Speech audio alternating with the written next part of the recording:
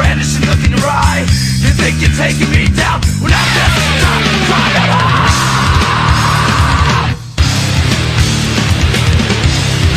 I got fight.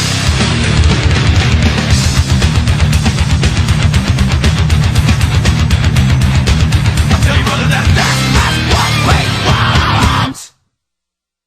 And he also had dealings with Omar Sheikh, the man who murdered Osama bin Laden.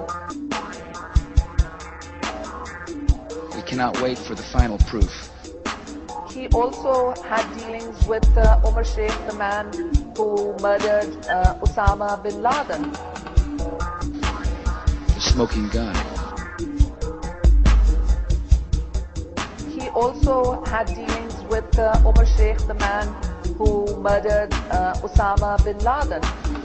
It could come in the form of a mushroom cloud. Murdered Osama bin Laden.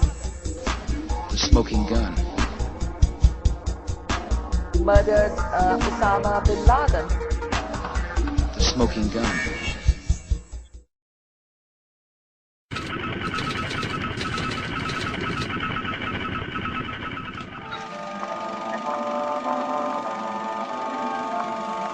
The year is 1917, and Representative Oscar Callaway enters a disturbing statement into the U.S. Congressional Record.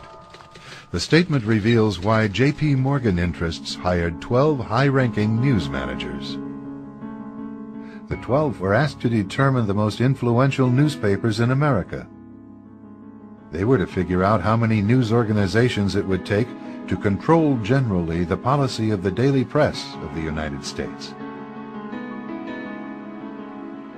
The 12 found it was only necessary to purchase the control of 25 of the greatest papers. An agreement was reached. The policy of the papers was bought, and an editor was placed at each paper to ensure that all published information was in keeping with the new policy. Soon, that policy would be defined by a front group formed by J.P. Morgan and his colleagues. In fact, Morgan's personal attorney was founding president of the organization, the Council on Foreign Relations.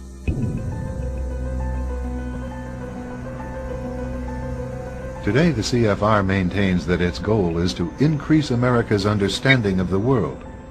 However, the actual objective of this highly exclusive club is revealed by the rare admissions of the insiders themselves.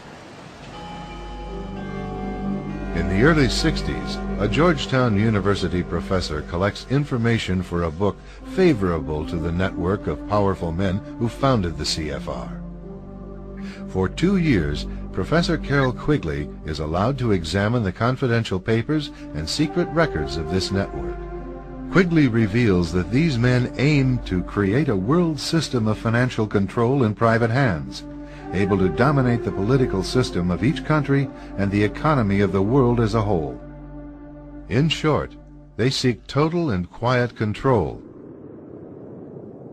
of the entire world. And the CFR is their most visible conduit for carrying out that agenda. CFR members include America's wealthiest tycoons, as well as the highly placed elite in government, academic institutions, tax-exempt foundations, and the establishment media. Ruling Class Journalists, written by Richard Harwood, describes the CFR membership as the ruling establishment in the United States. The Washington Post article boasted that news reporters who are CFR members do not merely analyze and interpret foreign policy for the United States, they help make it. Who are these policymakers? Many of their faces are familiar. NBC's Tom Brokaw, CBS's Dan Rather, ABC's Barbara Walters, Jim Lehrer of PBS, William F. Buckley of National Review, media mogul Rupert Murdoch, owner of the giant multifaceted News Corporation. These media heavyweights, and many others like them, are members of the CFR. Powerful corporations are also invited to become members. At the close of the 20th century, CFR influence presided over far-reaching consolidations of media control.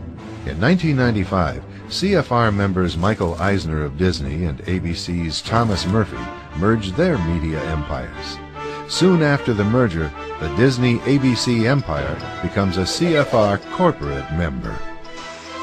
In the year 2000, the world's largest internet service provider, America Online, joins forces with Time Warner, one of the world's largest news organizations. The CEOs favoring the move are CNN's Thomas Johnson and Time Warner's Gerald Levin, both CFR members. Once again, another media giant is created under the shadow of CFR influence.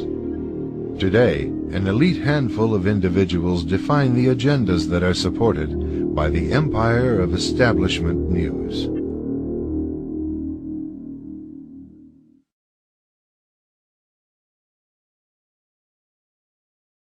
I just spoke to the editor of the paper, Abdel Ariatwan. He is the author of The Secret History of Al-Qaeda by University of California Press and was the last person to interview bin Laden. That was in November 1996. The report quotes a source claiming to be close to Al-Qaeda who says that the next attack will, quote, outdo by far the attacks of September 11th and will change the face of world politics and economics. U.S. officials are taking the report seriously. This comes at a time of heightened alert in the intelligence community and at a time when the U.S. has stepped up attacks in Pakistan's tribal areas. There have been more than a dozen in recent months. But officials caution this could also be bin Laden just threatening, trying to get the attention of the president-elect at this very vulnerable transition time.